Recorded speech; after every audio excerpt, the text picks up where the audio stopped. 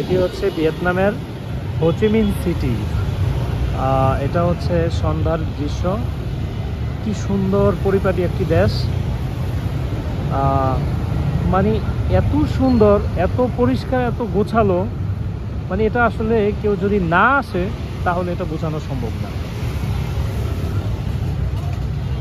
একটি দেশ তার আয়ের অন্যতম একটি সোর্স হচ্ছে ট্যুরিজম।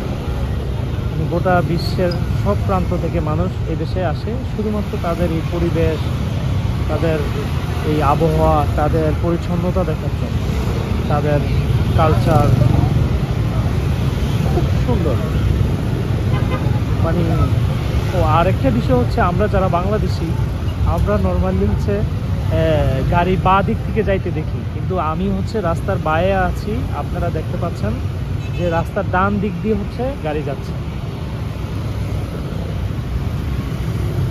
এটি হচ্ছে সেই বিখ্যাত সাইগন সেন্টার, হোচিমিন সিটির অন্যতম একটি আড্ডার কেন্দ্র, যেটা বাংলাদেশে আমরা বসুন্ধরা বা টিএসসি মনে করি। সেটি হচ্ছে হোচিমিন সিটির জায়গা।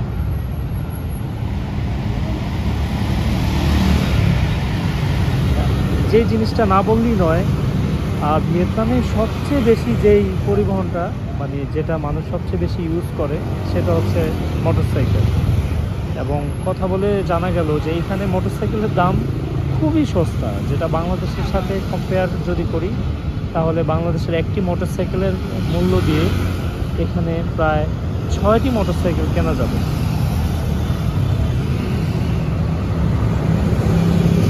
Thank you.